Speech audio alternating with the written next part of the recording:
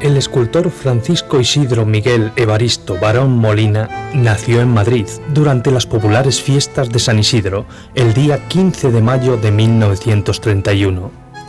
Era el segundo de 5 hijos, 3 varones y 2 mujeres, del matrimonio compuesto por Francisco Barón, topógrafo sevillano, y María Molina, una joven cordobesa que en temple y decisión haría honor a la casualidad nominal coincidente con su ilustre tocaya histórica.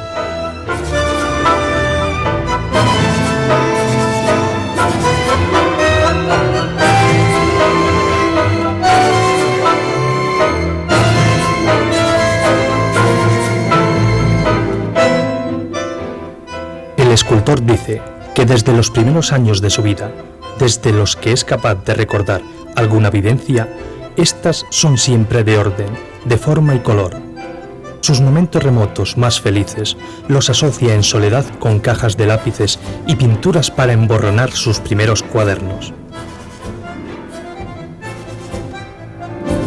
Por entonces recuerda el artista su primera experiencia con una masa de barro, sus intentos de transformarla en algo.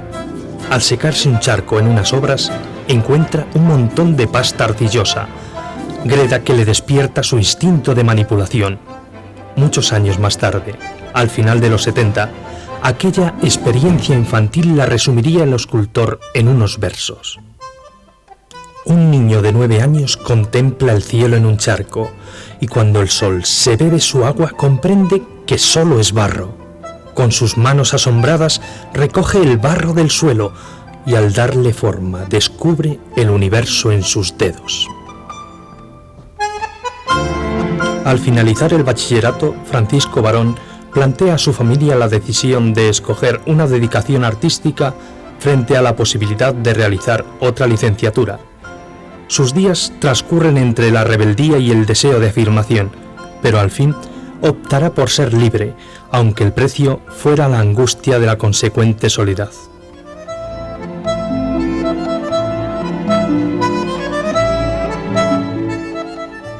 En aquellos años, el escultor visitaba con frecuencia el Museo del Prado. Recorre las salas para estudiar detenidamente la obra de los grandes maestros. Se presenta a exposiciones organizadas por el Salón de Otoño y, a falta de buena información, incluso a las de Educación y Descanso, en las que en 1948 consigue un premio nacional.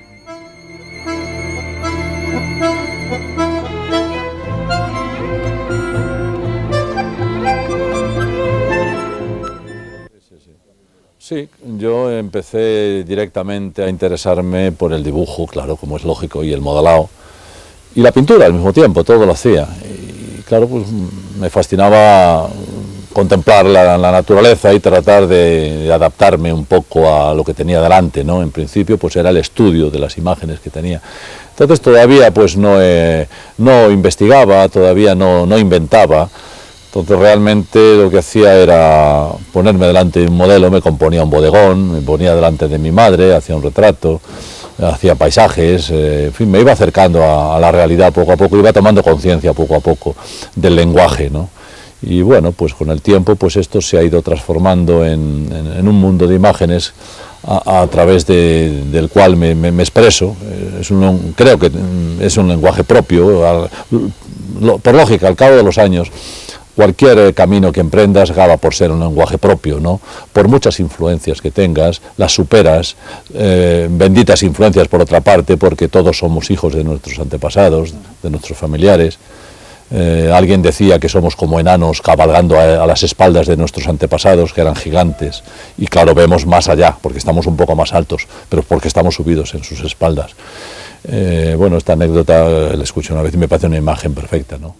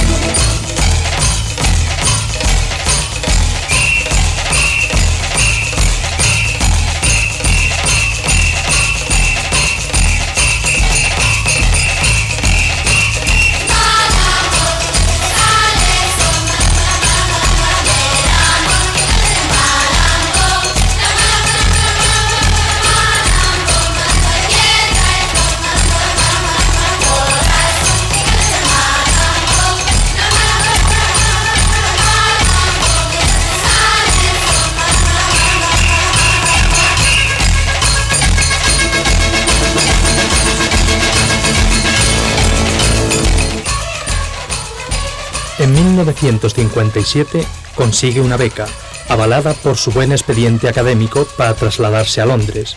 El artista había dado clase en el Instituto Mangold en España y dominaba el inglés. Antes de trasladarse a Inglaterra, viaja por Francia y Bélgica. El escultor ya conocía París de un viaje de estudio realizado anteriormente mientras realizaba Bellas Artes.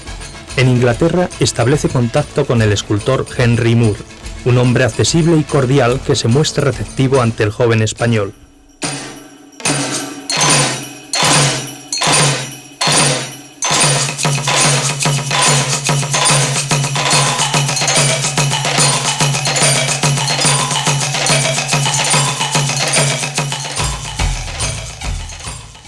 Allí con un amigo y visité precisamente por primera vez París, y lo primero que hice fue a ver, aparte del Museo del Louvre, pues fue el Museo Rodin, ¿no?, que era entonces mi dios, ¿no? Entonces descubrí con admiración toda la obra de Rodin dentro del Palacio de Vigon, o Byron, como le quieran llamar. Pero se me vino el alma a los pies cuando descubrí El Pensador al exterior. Resulta que yo consideraba que aquella escultura no aguantaba la luz solar. La estructura de esa pieza quedaba blanda. Me pareció como una especie de saco de patatas, con perdón de mi gran maestro de entonces, Augusto Rodin, pero aquella escultura me decepcionó porque no soportaba la luz solar. Tenía un modelado maravilloso, pero tenía que estar en el interior en el cual fue modelado.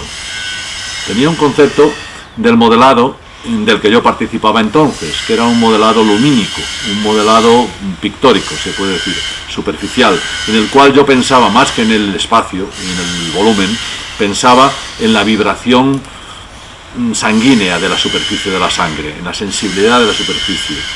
Y entonces me di cuenta del error que yo estaba cometiendo, influido por Rodin precisamente.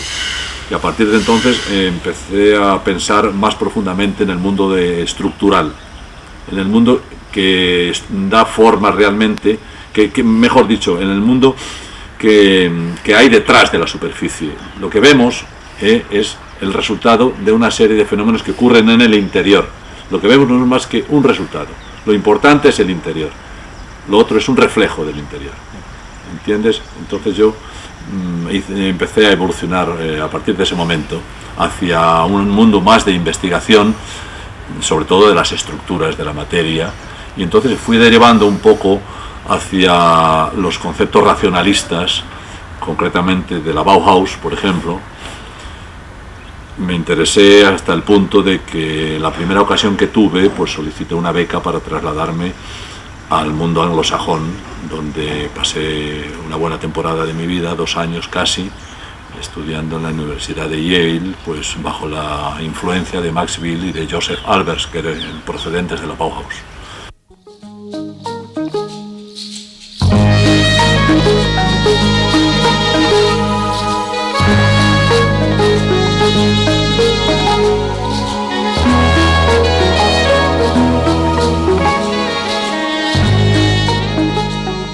En 1962 regresa definitivamente a España. Se instala de nuevo en Madrid y comienza su actividad escultórica trabajando sobre la serie iniciada en América de los tótems simétricos, con uno de los cuales había conseguido ser premiado en América en el Festival de New England.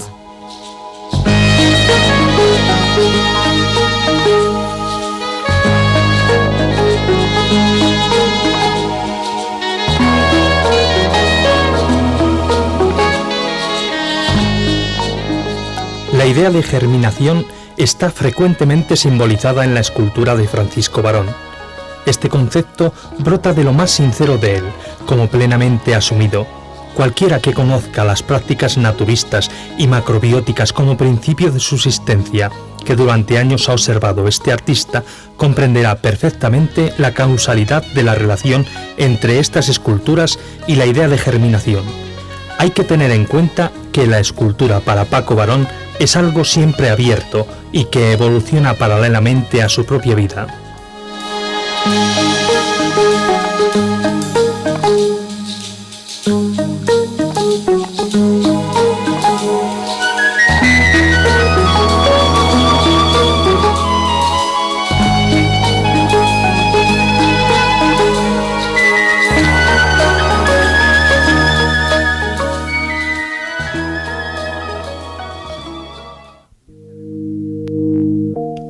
Un símbolo también de reproducción expansiva será la interpretación que da el autor a la pieza titulada Homenaje a Silos, Pentecostés, que el abad de Santo Domingo de Silos le encargó para el altar mayor del monasterio.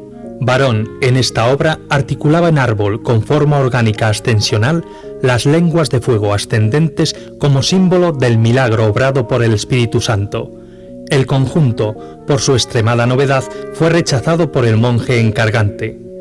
Homenaje a Silos fue objeto de una transformación posterior. El escultor introdujo en ella nuevos contenidos semánticos y la estructuró en 3 piezas, una más que antes, dando lugar a la obra Silos movido por el viento, hoy en el Museo de Arte Contemporáneo de Madrid. Los 3 elementos desmontables de dicha obra los titula Varón, Fuego, Pájaro y Lágrima.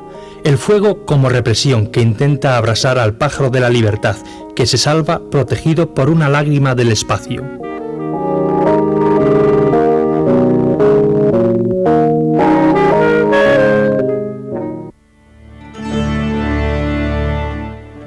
Otra escultura, muy importante dentro de esta misma problemática simbólica de la germinación, es la titulada La Semilla, que representa algo así como la síntesis de su trabajo. Lo importante de esta escultura es la cantidad de significaciones diferentes contenidas en ella. Es una obra plenamente orgánica sin dejar de ser constructiva. Se cierra esferoidalmente y está compuesta por 5 elementos que parecen cotiledones de una planta. En su despliegue de apertura hay como un símil de crecimiento orgánico vegetal, y sin embargo, los planos hiperbólico-paraboloides del interior demuestran que Varón se ha planteado una serie de volúmenes por rotación de planos, engendrados estos a su vez por desplazamiento de líneas curvas determinadas.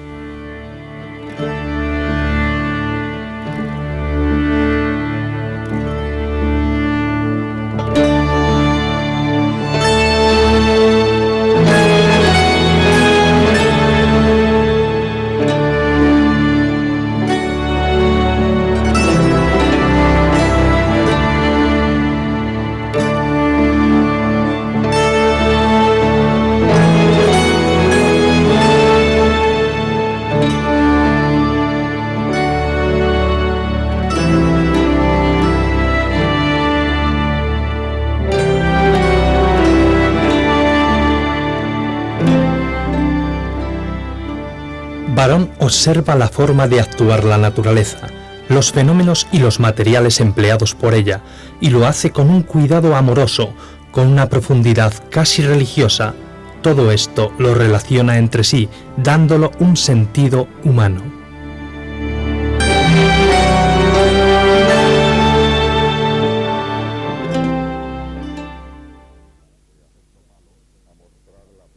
Yo ya voy a mostrar la peripecia del insecto palo que se está desplazando del lugar, que siempre vivía en la frente del toro y ahora se ve que se asusta y se aleja. Podríamos decir que es una especie de símbolo del escultor tallista que trabaja la madera, el que se dedica a hacer santos de palo. Es un insecto que tiene un mimetismo increíble, como muchísimos insectos en la naturaleza y muchísimos personajes de la política.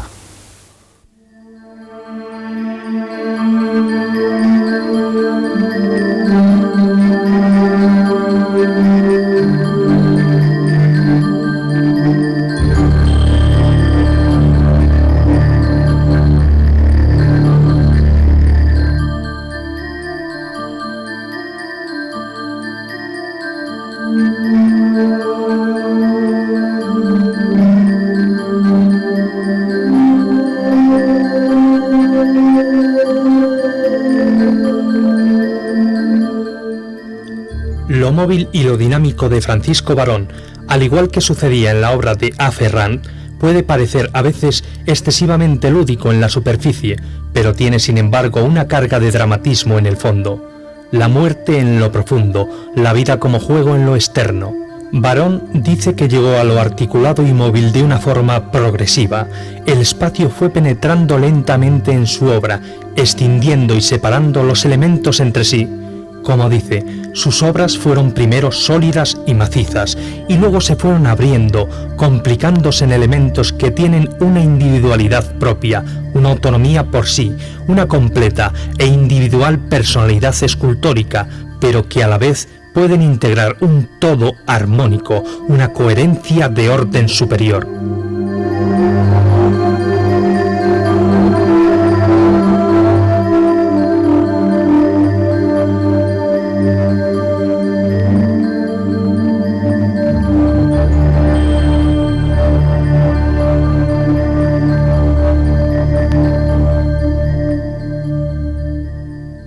La escultura de Varón tiene cierta semejanza con la de Ferran en su anhelo de infinito, un juego articulado de fuerzas que, aunque procedente de elementos muy dispares en la forma, resulta coincidente en su oculto contenido, el reflejo del proceso, abierto y en movimiento continuo, de la vida. Yo me he obsesionado hasta tal punto por el mundo de interior, que realmente pues está configurando la mayoría de mis obras, ¿no?, de los últimos años, ¿no?, hasta el punto de que yo estoy creando obras que tienen un aspecto por fuera y dentro tienen un mundo completamente diferente. Incluso a veces se repite la misma operación en un mundo todavía más interiorizado, ¿no? Puede haber una superficie, puede haber un mundo interior, y dentro de ese mundo interior puede haber incluso otro mundo más interior todavía,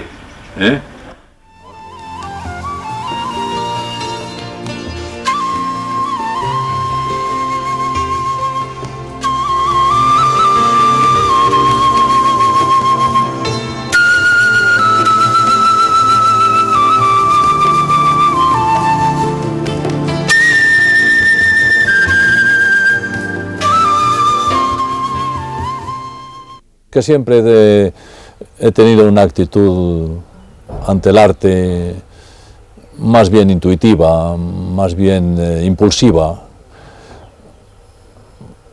No soy una persona racional en absoluto, no soy un hombre de ideas, soy un hombre de acción en el sentido de que prefiero actuar primero y recibir las ideas después. No parto nunca de ideas fijas, trato de acercarme a las ideas a través del diálogo y a través de la experimentación, y hasta el punto de que puedo hacer una obra de 20 centímetros después de un proceso de 3 años, de un boceto de 3 años. O sea que sigo un sentido inverso al que se supone que de forma razonable se debería seguir, ¿no? Empiezo la casa por el tejado, pues quizá también un poco porque me gusta llevar la contraria al ritmo, pues simplemente por afirmación personal, ¿no? Resulta más interesante que seguir la corriente, ¿no? Creo que eso me puede definir bastante.